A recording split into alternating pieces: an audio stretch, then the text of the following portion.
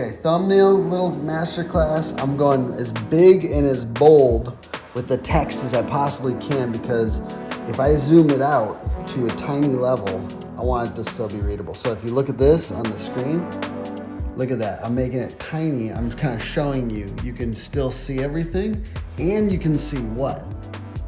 I'm learning from Jason as I'm teaching. You can see what? The face. You can see a face, and you can see an emotion on the face. And so two of the biggest emotions I see are like shock on YouTube, and then like I feel like confusion or curiosity, because you're trying to almost create that emotion. You're trying to get them excited about clicking on that thumbnail. And especially if it's almost like you're not supposed to feel that about this. Like if I'm not gonna lie, when I put his face in there and I saw it looked a little devious, I kind of liked it. I'm thinking to myself, if he's looking a little, you're looking smiley, he's looking devious, he's an $8 million plumber. I'm kind of thinking some people are gonna click this thinking they're gonna get some dirt. And I actually like that, because I'm actually I'm trying to get clicky with this thing. And I know there is some ammo for those people in here. I like it. I like that there's a little bit of intensity, but we're using high contrast. When I did the color correction on this, however you do this, whether it's in Canva or whatever, I increased saturation to a very high level, as high as I could get it without it being distorted. And then I took the color correction down on so the orange wasn't as prominent. So I took color balance and I brought it down like there. So the blue was low, and I turned it up on blue on both of the things. So it wasn't quite as yellow and red in the face. So I wanted to increase the saturation and then decrease the amount of orange and yellow so it didn't look crazy. And then the last thing I did is increase the contrast. So everything about this, I'm increasing contrast, right? I'm increasing the big contrast on the faces. I'm just cranking up contrast as high as it will go without being distorted. Because once again, as we go tiny, what can you see? You can see everything.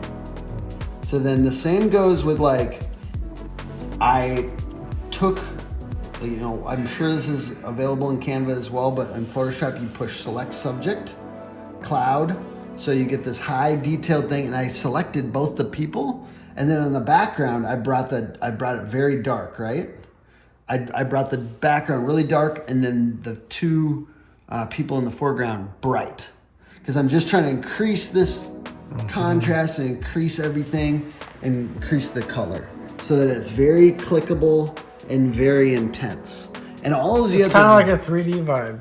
Oh yeah, and I did outline them too, just because I'm trying to make it very clear these are people, and what is the guy doing? He's door knocking, right? Or he's knocking the door. So then ultimately, I would say, just look at your favorite YouTube channels. Look at them and study what they're doing. And yes, I copy their colors even.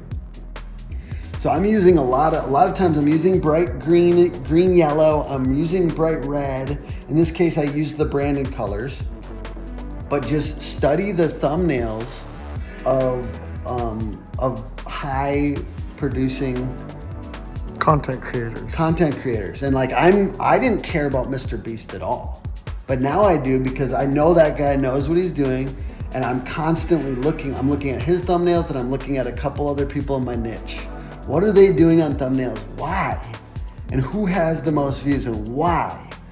Besides just I love a niche channel. Look at the best, HVAC and plumbing YouTube channels. What are they really doing and why?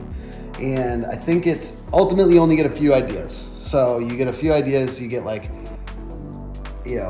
few items and bold text. You don't want to try to include 100 things, but you do want to get some emotion in there, and you do want to get really bold text and bright colors. I like how close this is going to be a great thumbnail. I'm just kidding. But I like a picture. So take a picture for your thumbnail, and you get better and better and better with choosing what the image should be. So you want it to be a caricature of what you're talking about. So as cartoony and as intense as you can possibly make the subject matter. And then the other, let me see, what is the other thing that I was thinking about? So take a picture, and if you can think of the thumbnail before you even create the video, that's how Mr. Beast does it. He literally thinks of the thumbnail. What is it going to be? And that's helped me a little bit sometimes too. So if you can think of what it's going to be before you even start, it'll help create the concept for the video as well. I'm sure this can't be great footage.